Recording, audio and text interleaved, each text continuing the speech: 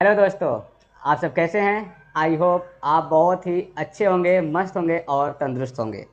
और आप अपने माता पिता के सपनों को साकार करने के लिए आप अपने आप को उस तरह से तपस्या के रूप में कर रहे होंगे जिससे कि आपके माता पिता आपके नाम को लेकर के गर्व करने की कोशिश कर रहे हैं।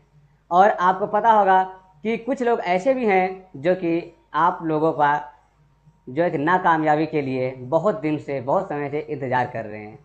लेकिन आपको उनको उस नाकामयाबी सोच पर एक ज़ोरदार चटाका लगाना है, ठीक है ना? ऐसे कैसे हो सकता है? जब आप चीज़ों को बेहतरीन तरीके से करने की कोशिश करेंगे। आपको पता है कि आज के समय में जो एजुकेशन होता है वो भगवान से मिलने के बराबर होता है। जैसे कि पहले आपको मालूम होगा कि महात्मा बुद्ध जो थे, उन्होंने ज्ञान को प्राप्त करने के लिए अपने घर को और अपने पूरे फैमिली को, यानी कि सब कुछ को, संसार को त्याग करके तब कहीं चले गए थे। लेकिन आपको हमें नहीं कहेंगे कि आप भी साधु बन जाओ, नहीं। लेकिन आप फिर भी अगर किसी को त्याग रहे हो तो आप अपनी चीज़ों को पाने की कोशिश जरूर करें। ये नहीं कि आप कहीं बाहर जा कर के मस्ती आराम से करें और मज़े लें। ये अगर आप करेंगे तो आपके लिए प्रॉब्लम हो जाएगा, ठीक है? और आपको पता होगा कि हम लोगों ने अभी तक रासायनिक अभिक्रिया एवं समीकरण, जो कि क्लास 10th का पार्ट 1 है, जो कि अभी आप पार्ट 2 देख चुके हैं, और पार्ट 3 में आज हम लोग देखने वाले हैं।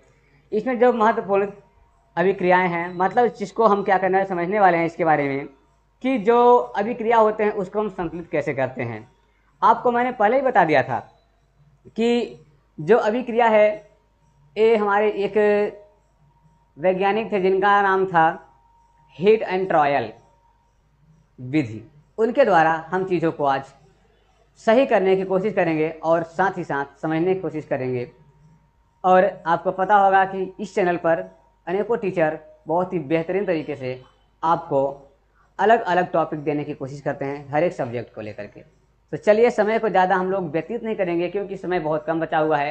और आपको पता होगा कि ये हमारा जो रथ चल रहा है इस शून्य से लेकर के शिखर तक चलने की तैयारी में है। और ये रथ चल चुका है, अब इस रथ को रोकने वाला कोई है नहीं। अब चलने दीजिए, बस आप साथ देते रहिए। अब देखिए ये रथ कितनी तेज़ी से चलेगी। एक समय ऐसा आएगा कि आप यहाँ आओगे, बोलोगे सर हमने तो बहुत अच्छा स्कोर किया है इस सब्जेक्ट में। क्योंकि हम यही चाहते हैं कि जो गरीब से गरीब लड़के हैं वो भी इस चीज़ को देख करके बहुत बेहतरीन तरीके से चीज़ों को करके आएँ और उनका अच्छा खासा नंबर इंक्रीज हो, बूस्ट हो, ठीक है? तो चलिए हम लोग चलते हैं और देखते हैं आज का हमारे पास पहला सवाल क्या है। हमारे पास सवाल से पहले आपको पता है कि हम आपको थोड़ा सा मोटिवेट करते हैं जिससे कि आपके अंदर थोड़ी सी क्या होती है, एनर्जी उत्पन्न हो सके पढ़ने के लिए। तो आज फिर से मैं एक बात फिर दोहरा रहा हूँ इस चीज़ों को कि आपको पता होगा कि अपने जो जीवन होता है ना उसकी तुलना किसी के साथ कभी नहीं करनी चाहिए। क्योंकि आपको पता होगा सूर्य और चंद्रमा, इनके बीच भी कोई तुलना नहीं है। इनको मालूम है कि मुझे चमकना कम है, मुझे कब चमकना है। अगर रात को अगर चंद्रमा चमकता है तो रात को सूर्य की औकात नहीं है कि आके चमक जाएगा। और अगर दिन में अगर सूर्य चमकता है तो चंद्रमा की इतनी हैसियत नहीं है कि उनके पास जाके चमक जाएगा। इसलिए अपनी तुलना कभी किसी से मत करना। आप जैसे भी हो, जो भी, बहुत अच्छे हो, बहुत बढ़िया, बहुत मस्त हो, ठीक है? अपनी पढ़ाई को बेहतरीन करते रहिए और थोड़ा थोड़ा कभी कभी जनरेट आप एनर्जी को उत्पन्न करते रहिए। चलिए देखते हैं आज का पहला सवाल क्या है। तो आज का आपका पहला सवाल यहाँ पे स्क्रीन पे दिख रहा होगा कि आज का जो सवाल है ये है कि N2 प्लस H2 मिथेलोमार्क NH3। इसका मतलब क्या है कि यहाँ पर आपके पास जो है कि हाइड्रोजन है और क्या है, आपका नाइट्रोजन है। इन दोनों को जब हमने अभिक्रिया कराया तो हमारे पास प्राप्त क्या होता है? हमारे पास प्राप्त होता है अमोनिया, NH3। इसको हम लोग कहते हैं अमोनिया। क्या बोलते हैं इसको? हम लोग अमोनिया कहते हैं, ठीक है? अब यहाँ पे आपको एक बात मैं बताया था कि हीट एंड ट्रायल विधि के अनुसार, किसके अनुसार? हीट एंड ट्रायल विधि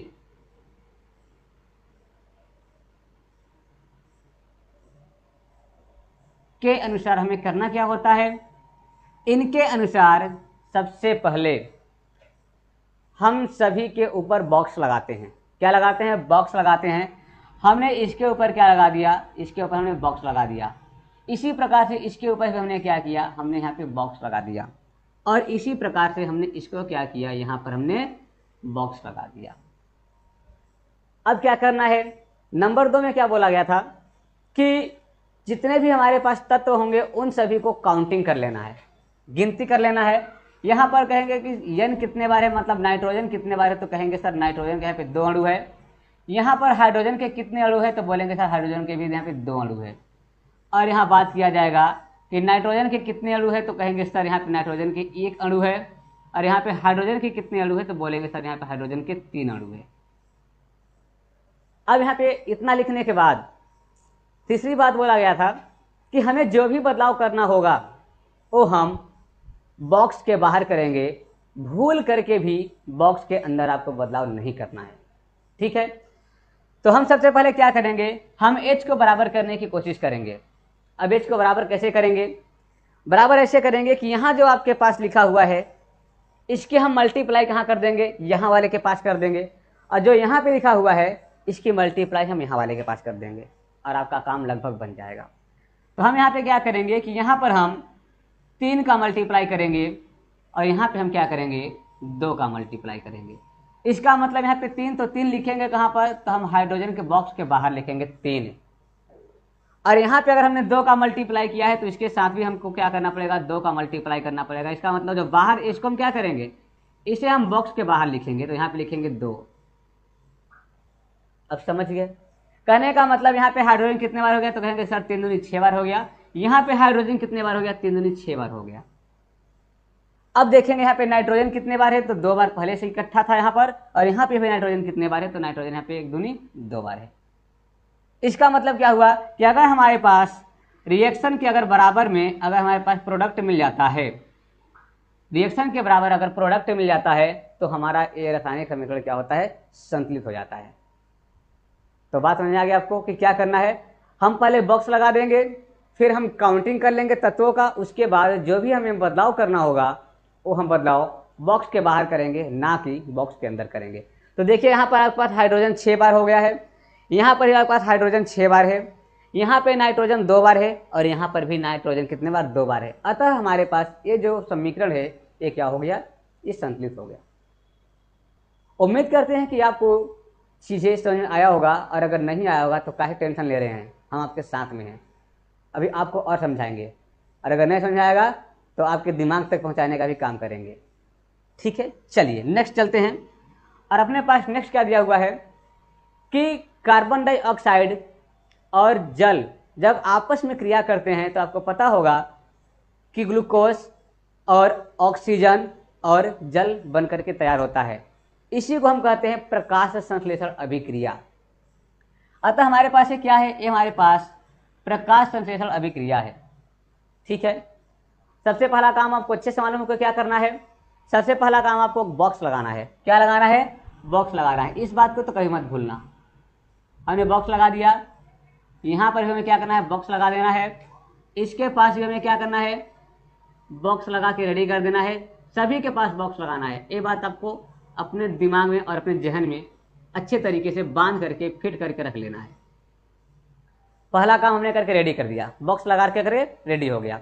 अब क्या करना है, अब हमें नंबर 2 पे बोला गया कि जितने भी तत्व हैं उनका काउंटिंग कर लो। तो यहाँ पे C कितने बार है, तो कहेंगे सर C 1 बार है। यहाँ पर O कितने बार है, तो बोलेंगे सर O 2 बार है। यहाँ पर H कितने बार है, तो कहेंगे सर यहाँ पर H कितने बार है, तो 2 बार है। यहाँ पर O कितने बार है, तो कहेंगे सर O कितने बार, तो O 1 बार है। इसके बाद तीर के इधर भी हम क्या करेंगे, सब चीज़ों को लिख लेंगे ध्यानपूर्वक, और फिर चीज़ों को हम करने की कोशिश करेंगे। यहाँ पे C कितने बार है, तो कहेंगे सर C 6 बार है। ठीक है, इसके बाद H कितने बार है यहाँ पर, तो कहेंगे सर H 12 बार है। और O कितने बार है, तो कहेंगे 6 बार है। इसके आगे देखते हैं यहाँ पर O कितने बार, तो बोलेंगे 2 बार है। यहाँ पे H कितने बार है, यहाँ पर H जो है 2 बार है।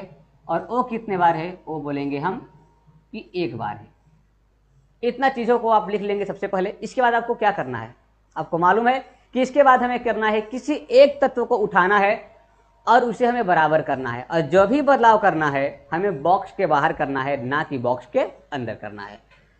तो अगर हम यहाँ पे सबसे पहले हम कार्बन को उठा लेते हैं, तो यहाँ पे कार्बन कितने बार है, 6 बार है। इसका मतलब अगर हम यहाँ पे 6 का मल्टीप्लाई करेंगे तो यहाँ पर भी हमको 6 का मल्टीप्लाई करना पड़ेगा। इसका मतलब हमको 6 कहाँ लिखना है, हमें बॉक्स के बाहर 6 लिखना है। लिख दिए।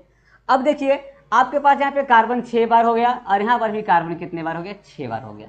आपका कार्बन कंप्लीट। इसी प्रकार से करना है, आराम से, धीरे धीरे, क्योंकि ये आपका जो है कि रसायन विज्ञान है, केमिस्ट्री है। एक कहावत बना हुआ है कि फिजिक्स केमिस्ट्री ऐसी वफा, संझा पढ़ सवेरे सफा।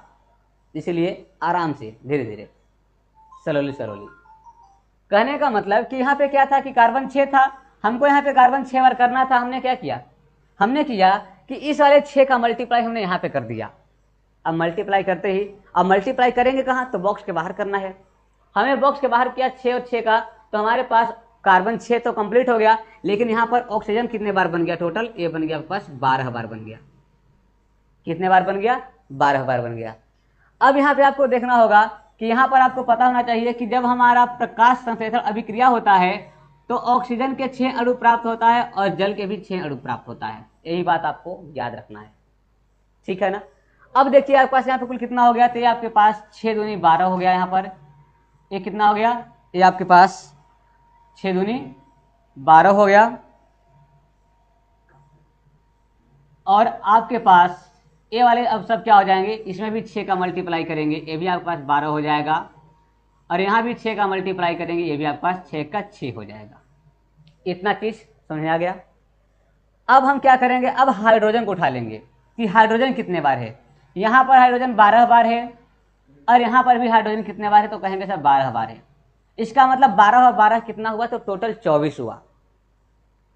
और यहाँ पे हाइड्रोजन कितने बार है, यहाँ पे हाइड्रोजन 2 बार है। इसको हमको 24 करना है, तो क्या करेंगे, कहेंगे सर अगर हम यहाँ पे अगर 12 का मल्टीप्लाई कर देते हैं तो हमारा 24 हो जाएगा। तो 12 का मल्टीप्लाई कहाँ करना है, आपके बॉक्स के बाहर करना है। तो 12 दूनी 24 हाइड्रोजन और यहाँ पे 12 और यहाँ पे 12, 24 कंप्लीट, ठीक है ना। ये आपका क्या हो गया, 24 कंप्लीट हो गया, हाइड्रोजन कंप्लीट हो गया। इसके बाद अब देखते हैं ऑक्सीजन कितने बार है। यहाँ पे 12 बार ऑक्सीजन है, यहाँ पे 12 बार, 12 12 24 बार ऑक्सीजन है। और यहाँ पे देख लेंगे, यहाँ पे 6 बार ऑक्सीजन, यहाँ पे 6 बार, 12 हो गया और 12 24। क्या आपके दोनों तरफ आपके रिएक्शन और आपका जो प्रोडक्ट है वो क्या बराबर हो गया, तो कहेंगे जी सर आपका ये बराबर हो गया। अगर ये बराबर हो गया तो इसी को हम कहते हैं रासायनिक समीकरण संतुलित हो जाना। ओके, आगे देखते हैं। क्वेश्चन नंबर 3 क्या दिया हुआ है, इधर दिया हुआ है कि अगर हम नमक को और जल को और कार्बन डाइऑक्साइड को, अगर तीनों को अगर आपस में क्रिया करते हैं तो हमारे पास क्या प्राप्त हो रहा है, हमारे पास प्राप्त हो रहा है सोडियम कार्बोनेट और क्या प्राप्त हो रहा है, हाइड्रोक्लोरिक अम्ल प्राप्त हो रहा है। कुछ और भी हो सकता है, देखते हैं क्या प्राप्त होता है। अब इसे हमें करना क्या है, इसे हमें संतुलित करना है। तो पहला काम अच्छे से मालूम होगा कि पहला काम बॉक्स बना लेना है। पहला काम क्या करना है, बॉक्स बना लेना है। ज़्यादा हीरो बनने की कोशिश ना करें, आराम से पढ़ें, ठीक है, क्योंकि जल्दी का काम शैतान का होता है और आप तो भगवान हो, तो भगवान का काम आराम से होता है। देखते होगे ना, उसी तरीके से आप भगवान बन जाओ। कुंभकर्ण बनने की भी कोशिश ना करो, वो भी शैतान था, रात भर सोता था, दिन भर सोता था। आपको दिन भर जगना है, रात भर जगना है, क्योंकि माता पिता के सपनों को साकार करना आपका जिम्मेदारी है। उनका जितना काम था उन्होंने किया, उन्होंने आपको पता नहीं कहाँ से लेके आया, इस जहाँ में लाके खड़ा किया, आपको इतना बड़ा किया। अब आपकी बारी है माता पिता का सेवा करने की, तो कोशिश करो, ठीक है। अब क्या करेंगे, सभी को हम क्या करेंगे, सभी पहले बॉक्स में बंद कर लेते हैं। यहाँ हमने इसको बॉक्स में बंद कर लिया, सबको लो भाई बॉक्स में बंद कर लिए, इसको भी बॉक्स में बंद कर लिया। अब क्या करना है, अब हमें इन सभी को पहले काउंट करना है। यहाँ पे Na कितने बार है, तो बोलेंगे सर Na 1 बार, सोडियम 1 बार, क्लोरीन कितने बार, कहेंगे 1 बार, H कितने बार, कहेंगे सर 2 बार, ऑक्सीजन कितने बार, बोलेंगे सर 1 बार, कार्बन कितने बार, बोलेंगे 1 बार, ऑक्सीजन कितने बार, बोलेंगे 2 बार। अब क्या करना है, इधर देख लेते हैं, इधर आपका सोडियम कितने बार, तो बोलेंगे 2 दूनी 4 बार। कितने बार, 2 दूनी 4 बार। कार्बन कितने बार, तो बोलेंगे सर यहाँ पे कार्बन हो जाएगा 2 बार। ऑक्सीजन कितने बार, तो बोलेंगे 3 दूनी 6 बार। यहाँ पे हाइड्रोजन कितने बार, तो बोलेंगे 1 बार। क्लोरीन कितने बार, बोलेंगे 1 बार। अब करना क्या है, सबसे पहले यहाँ पे हम क्या करेंगे, सोडियम को बराबर करने की कोशिश करेंगे।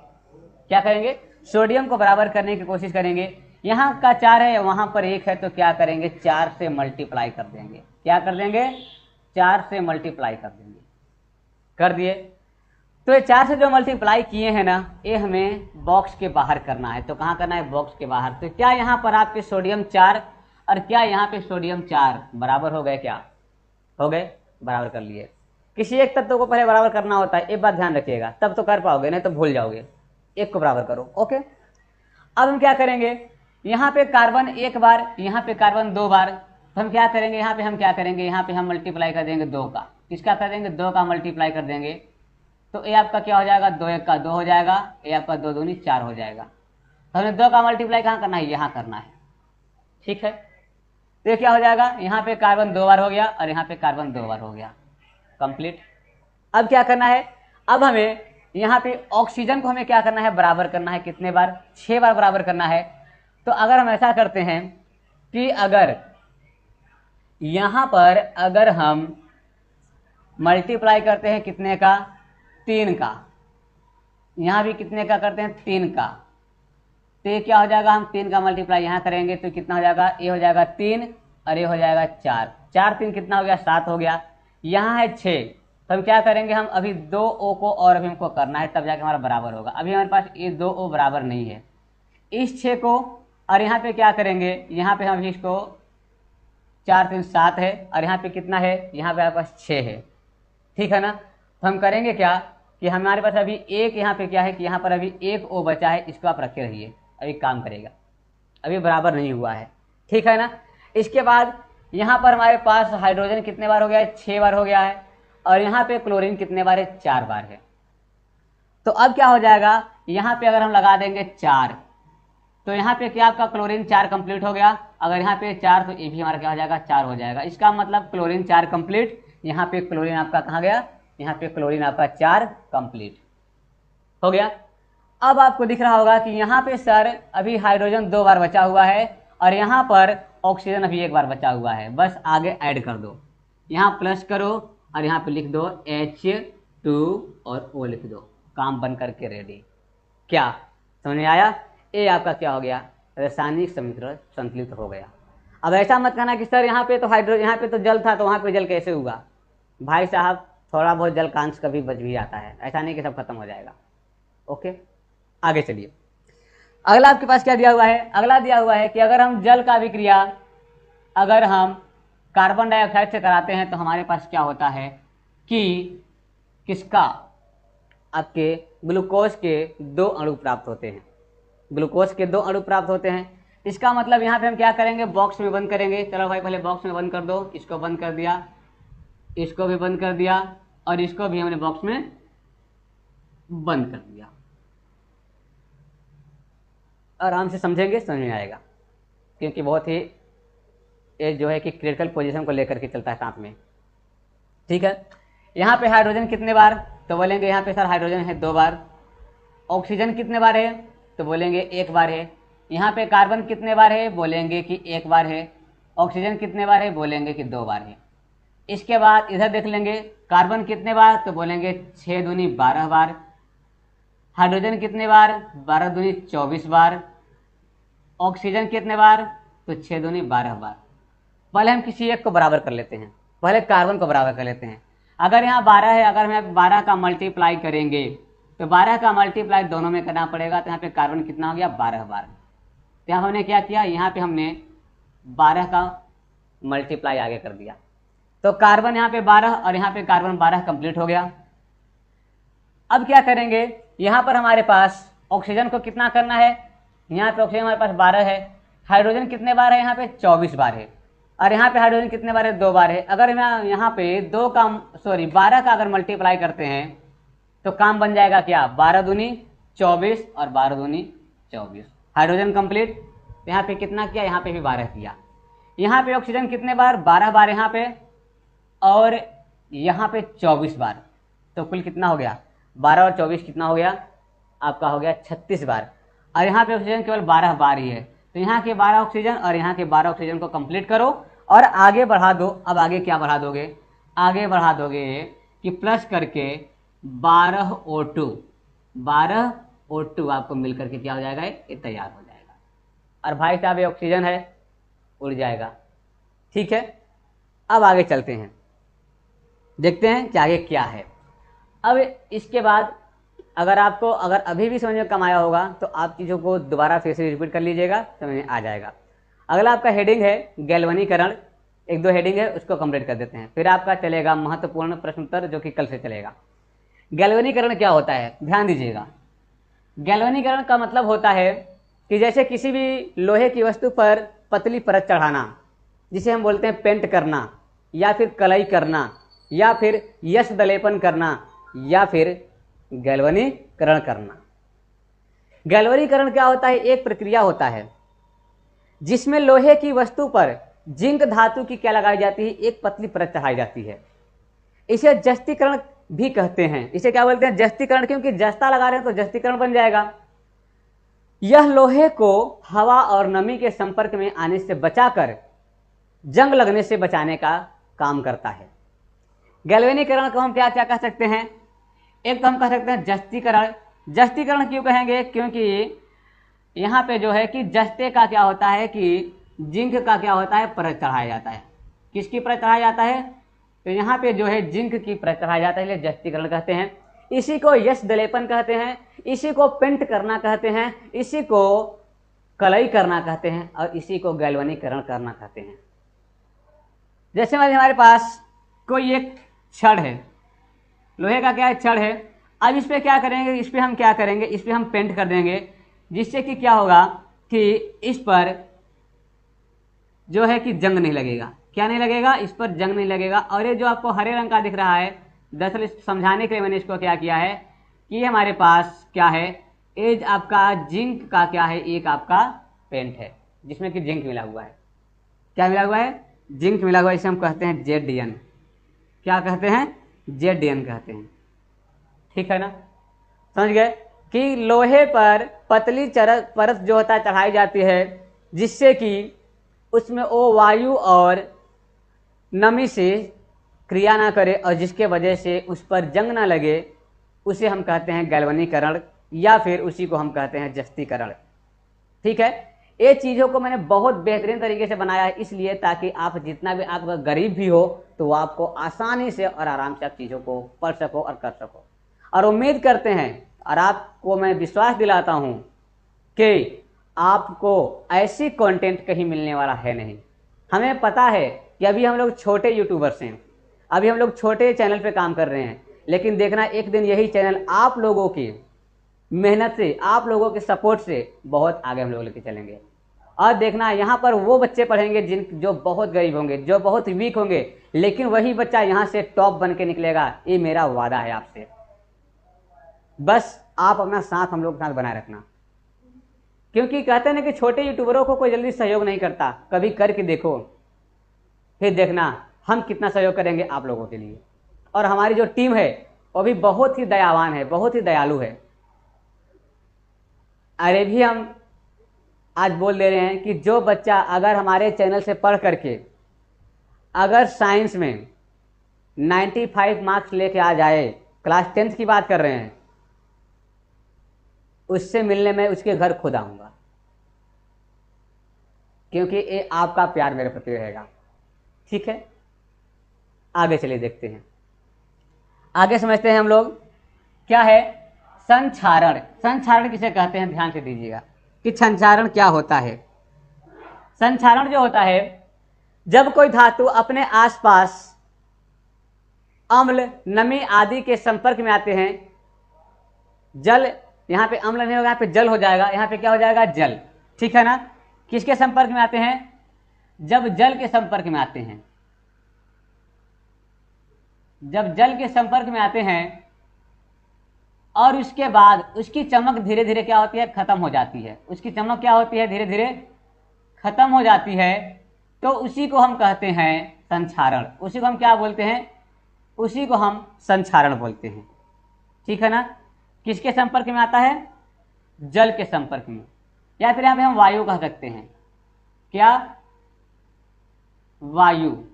वायु और अगर नमी के संपर्क में आते हैं, उसके बाद उसकी जो चमक होती है वो धीरे धीरे क्या होता है कि खत्म होने लगता है, इसी प्रक्रिया को क्या कहते हैं? संक्षारण कहते हैं। अब अगर बात किया जाए कि क्या ये क्रिया इंसानों पर होता है, तो जी हाँ, इंसानों पर भी होता है। जब इंसानों में विटामिन डी की कमी होने लगता है तो वो अपने जवानी अवस्था में ना हो करके बुढ़ाई वाले अवस्था में आ जाते हैं। मतलब कह सकते हैं कि पापा बने बिना दादा बन जाना। वही बात यहां हो रहा है कि अगर कोई वस्तु, कोई धातु अपने आसपास के वायु और नमी के आदि के संपर्क में आता है तो उसकी जो चमक होती है धीरे धीरे क्या हो जाता है? समाप्त होने लगती है। और इसी प्रक्रिया को क्या कहते हैं? संक्षारण कहते हैं। ठीक है, आगे चलिए देखते हैं क्या है। आगे आपके पास है कि संक्षारण के कुछ उदाहरण होते हैं, जैसे कि लोहे पर जंग लग जाना। ये क्या है? संक्षारण का उदाहरण है। लोहे पर जंग लगता है तो क्या हो जाता है? उसकी चमक खत्म हो जाती है और वो भूरे कलर का हो जाता है। उसे कोई पसंद नहीं करता। जिस प्रकार से आप में विटामिन डी की कमी होगा, आपको कोई पसंद नहीं करेगा। लड़की तो देख के दूर से भाग जाएगी ना। इसलिए कहते हैं कि थोड़ा अपने पे फोकस करो, थोड़ा भगवान जी के पास जाया करो। कौन भगवान? सूरज भगवान के पास।